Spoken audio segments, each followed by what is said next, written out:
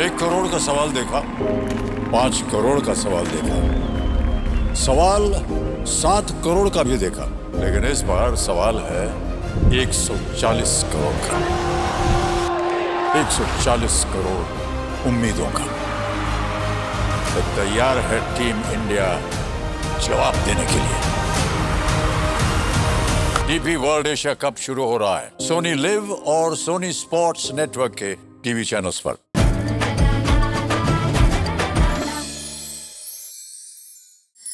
पौष्टिक लाडू करण्यासाठी लागणारे साहित्य: 1 कप पंढरपुरी डाळ, पाव कप काजू, पाव कप बदाम, पाव कप अक्रोड, अर्धा कप काळ्या मनुका, अर्धा कप सुकं किसलेलं खोबरं, 2 चमचे जवस, 2 चमचे पांढरे तीळ, 2 चमचे खसखस, 15 बिया काढलेले खजूर, 1 मोठा चमचा गुलकंद, पिस्त्याचे काप, गुलाबाच्या सुकलेल्या पाकळ्या, डाळवं, काजू, बदाम, अक्रोड भाजून घेत यात काळ्या मनुका घालायच्या आणि परतून घ्यायच्या। आता सुकं खोबरं, जवस, तीळ, खसखस परतत हे सगळे जिन्नस मिक्सर मध्ये फिरवून घ्यायचे। यात खजूर, अंजीर आणि गुलकंद मिसळून घेत एकजीव करायचा। आता यावर पिस्त्याचे काप आणि गुलाब पाकळ्या लावत हे लाडू वळायचे। झाले आपले पौष्टिक लाडू तयार।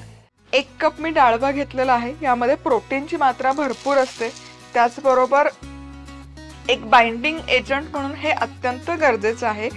सो इथे फुटाण्याची डाळ मी घेतलेली आहे। हे नसेल घ्यायचं तर तुम्ही गव्हाचं पीठ भाजून घेऊ शकता किंवा नाचणीचं पीठ, राजगिराचं पीठ अशी वेगवेगळी पिठं घेऊ शकता। फक्त ते अर्धा कप घ्या।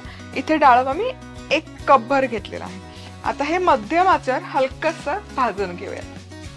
इथे डाळवा छानपैकी खमंग मी भाजून घेतलेला आहे। हलकासा रंग बदलून घ्यायचा। आता हे काढूयात का डिशमध्ये आणि आता याच तव्यामध्ये आपण घालतो सुका मेवा। यामध्ये घेतले काजू समप्रमाणामध्ये घेतले, बदाम, अक्रोड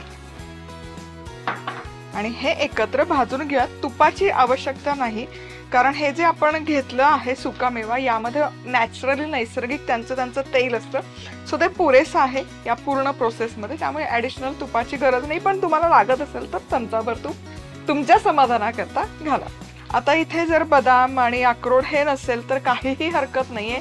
इथे तुम्ही 1 कपभर शेंगदाणे वापरा। शेंगदाणे ही तितकेच पौष्टिक असतात। 1 कपभर शेंगदाण्याचा वापर तुम्ही इथे करू शकता। सुकामेवा हलकासा भाजत आला की यामध्ये मी घालते अर्धा कप काळा मनुका। काळा मनुका बेदानापेक्षा पौष्टिक असतो, त्यामुळे काळ्या मनुकाचा वापर करते हाडांसाठी आणि स्पेसिफिकली रक्तवाढीसाठी। सो हाही हलकासा फुलवून घेऊयात यामध्ये। चला, हे आता एकत्र छान भाजून झालेलं आहे। आता हे एक डिश मध्ये काढतो। आता याच तव्यामध्ये उरलेले जिन्नस आपण घालतो। यामध्ये सुकं किसलेलं खोबरं, जवस 2 चमचे आहेत फक्त, तीळ, दुधामध्ये जितकं कॅल्शियम असतं तितकंच कॅल्शियम 1 चमचा तुम्ही तीळ खाल्ले तर त्यामध्ये मिळतं, आणि खसखस। आता हे सगळे जिन्नस आपण एकत्र भाजून घेऊयात। जवस गरजेचं आहे, कारण जेव्हा आपण हेल्थ म्हणतो तर त्यामध्ये पोट साफ होणं हे अत्यंत गरजेचं आहे। सो ते काम जवसेमुळे होतं, त्यामध्ये फायबर भरपूर प्रमाणामध्ये असतं, म्हणून मी जनरली जवस थोडासा घालते। जर नसेल तुम्हाला आवडत तर नाही घातलं तरी चालेल। आता हे एकत्र हलकसं खरपूस होईपर्यंत भाजून घेऊया। चला, हेही एकत्र छान खमंग असं भाजून घेतलेलं आहे। आता गॅस बंद करायचा आणि पुढची स्टेप करूयात। तर सगळ्यात आधी इथे घेतलेला आहे फूड प्रोसेसर। फूड प्रोसेसर नसेल तर मिक्सरमध्ये पण तुम्ही ही सेम प्रोसेस फॉलो करू शकता। यामध्ये मी घालतेय हे भाजलेलं डाळ। बेसिकली आपल्याला पीठ तयार करून घ्यायचं, त्यामुळे हे आधी मिक्सरमध्ये व्यवस्थित फिरवून घ्यायचं।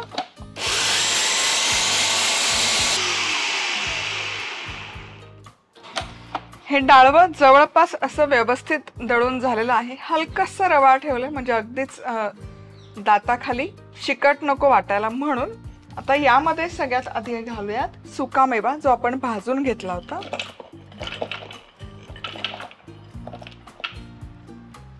आणि हेही मिक्सरमध्ये एकत्र करून घेऊयात।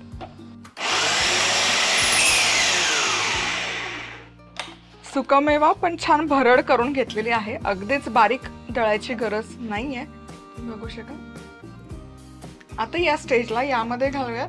इथे मी घेतलेले आहे 15 खजूर. यातल्या बिया काढून हे असे बारीक तुकडे याचे करून घ्यायचे. अंजीर, सुका अंजीर. खजूर अंजीर नसेल तर सरळ गूळ यामध्ये घालू शकता, साजूक तूप घालू शकता आणि त्याचे लाडू वळू शकता. आता यामध्ये बाइंडिंगची बाकी काही गरज नाही, कारण यामध्ये जे मॉइश्चर आहे खजूर आणि अंजीर मध्ये तेवढं पुरेसं आहे. आता हे फक्त एकत्र एकजीव करून घेऊयात. चला, हेही एकजीव झालेलं आहे. तुम्ही बघू शकाल. आत्ताच याचे लाडू छान असे बांधले जात आहेत, पण तरी पण इथे आपण थांबणार नाही आहोत, कारण हे जे आपलं सुकं खोबरं आणि या ज्या बिया आहेत ज्या आपण आधी भाजून घेतल्यात हे घालूयात. हे सगळ्यात शेवटी याकरता घालायचं कारण हे फार आहे ना असं ब्लेंड करायचं नाही आपल्याला. थोडंसं याचे जे बीट्स आहेत ते राहिलं पाहिजे. सुरुवातीलाच घातलं असतं तर हे पूर्ण ब्लेंड होऊन गेलं असतं, म्हणून मग सगळ्यात शेवटी घालते. आणि त्याच सोबत यामध्ये जाईल आता एक मोठा चमचाभर गुलकंद. गुलकंदाची चव अफलातून लागते. खरंच मी मनापासून सांगते, या लाडूमध्ये ही जी चव आहे ना एक मस्त चव ॲड होते.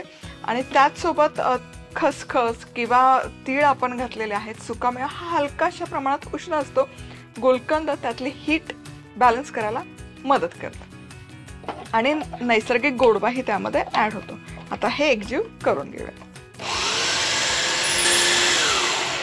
चला, हे सगळं एकजीव झालेलं आहे. वा, तुम्ही बघू शकाल भन्नाट दिसतंय. आता हे सगळं मिश्रण एका डिश मध्ये काढून घेऊयात आणि आता याचे वळूयात लाडू. सो लाडू वळताना तुम्ही हवं तसं गार्निश करू शकता. थोडंसं यावर लावते पिस्त्याचे काप आणि त्याचसोबत थोड्याशा गुलाब पाकळ्या. दिसायला छान दिसतं म्हणून. आणि चवीलाही या एडिबल असतात गुलाब पाकळ्या. तुम्ही बघू शकाल छान असे बांधले जातात. यामध्ये पाक, साखर, गूळ काहीही घातलेलं नाही आहे, त्यामुळे लहान मुलंच नाही मोठेही गिल्ट फ्री हे लाडू आरामशीर खाऊ शकता. अतिशय पौष्टिक आहेत. क्या बात आहे. आणि आता याच पद्धतीने हे सगळे लाडू आपण वळून घेऊयात.